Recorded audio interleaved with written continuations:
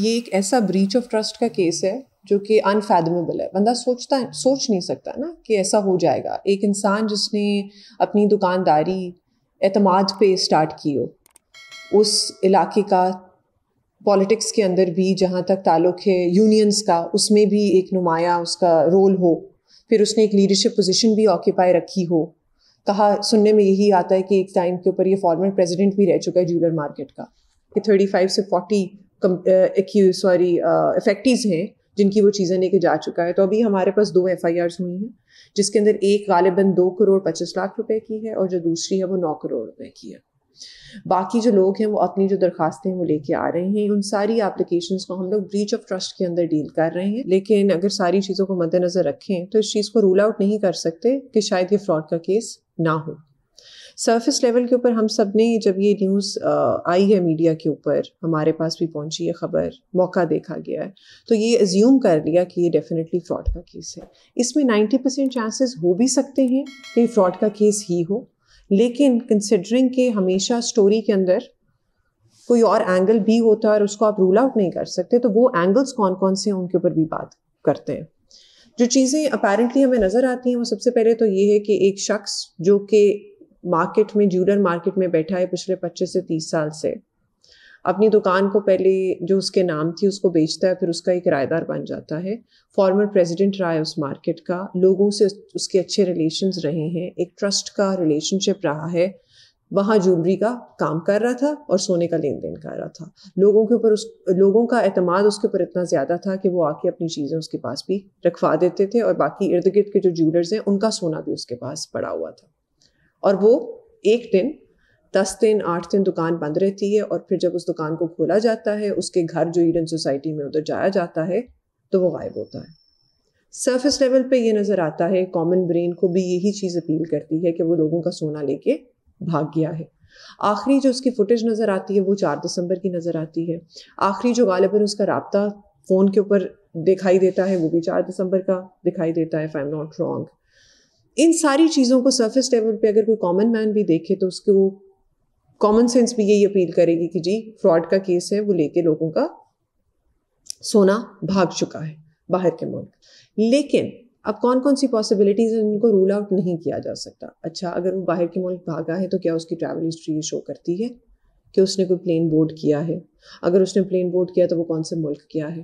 اچھا, پھر اس کی جو لاسٹ لوکیشن ہے وہ کون سے ایریا کی آ رہی ہے؟ پھر اگلا سوال یہ آتا ہے کہ اس کے بچے تو یقیناً باہر پڑھتے ہیں, لیکن اس کی بیوی سے اس کا لاسٹ ٹائم رابطہ کب ہوا تھا؟ فون نمبر جو ہیں وہ اس کی بیوی کی لاسٹ لوکیشن اور اس کی لاسٹ لوکیشن اکٹھے آتی ہے یا الگ الگ آتی ہے؟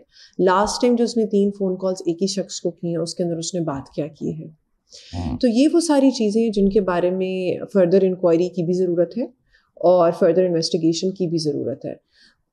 At the surface level, we all can assume and can see that this is a case of breach of trust and fraud, جہاں اس نے چیزیں پکڑی لے کے بھاگ گیا اور روپوش ہو گیا. لیکن 10% جو پرسپیکٹیو ہے اس کو ہم رول آؤٹ نہیں کر سکتے کہ مے بی جس طرح آپ نے آف کیمرا یہ ذکر کیا کہ ان کا باقی جو یونین ہے اس کے ساتھ ٹسل بھی چل رہا تھا, he step down as the president, اور دوسری جو ہے گروپ جو ہے دے ٹوک اوور. تو یہ ساری جو چیزیں ہیں وہ رول آؤٹ نہیں کی جا سکتی کہ مے بی ان انوائنس دس واز ڈن, کیونکہ ایک آدمی جو کہ پچھلے 30 سال سے ایک جگہ پہ بیٹھا ہوا ہے اور اچھا بھلا کاروبار کر رہا ہے, وہ اس طرح غائب کیوں ہوگا؟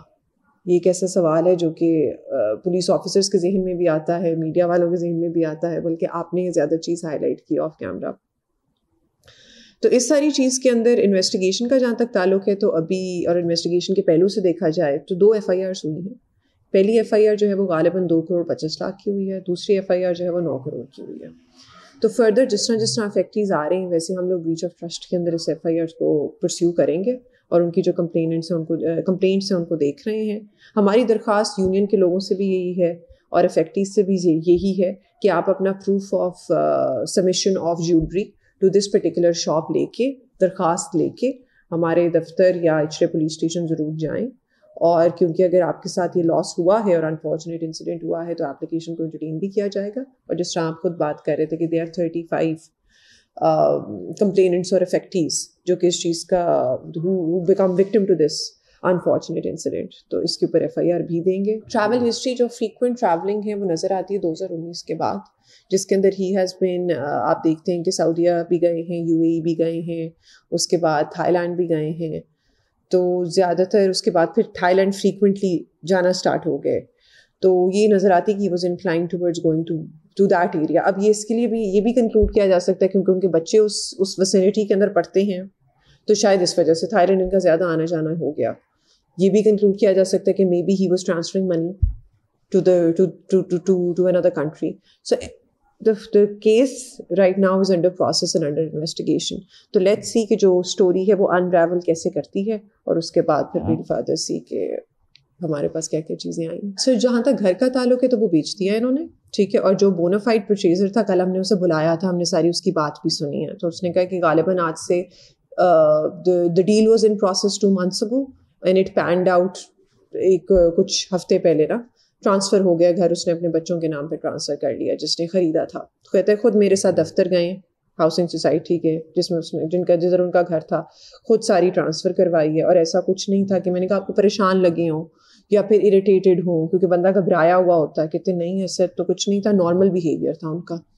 تو جہاں تک گاڑیوں کا تعلق ہے تو ابھی ہمیں جو شو ہوا تھا پریویس ریکارڈ کے اندر وہ 3 گاڑیاں شو ہوئی تھیں. اب غالباً سننے میں آیا کہ ان میں سے ایک ٹرانسفر ہو چکی ہے. تو اب یہ بھی ایک سوال بندے کے ذہن میں اٹھتا ہے کہ اگر اس نے سارا ہی پیسہ اکٹھا کر کے لے کے جانا تھا تو اس نے پھر غالباً گاڑیاں بھی بیچی ہوں گی, کیونکہ they are worth a lot of money as well. جس میں سے ایک ابھی انویسٹیگیٹنگ آفیسر جو ہیں وہ اس بات پہ آ رہے تھے کہ شاید وہ بینٹلیز کی, یا 2 جو ہیں گاڑیاں وہ ان کے نام پہ شو ہو رہی ہیں. تو let's see how the investigation انراولز.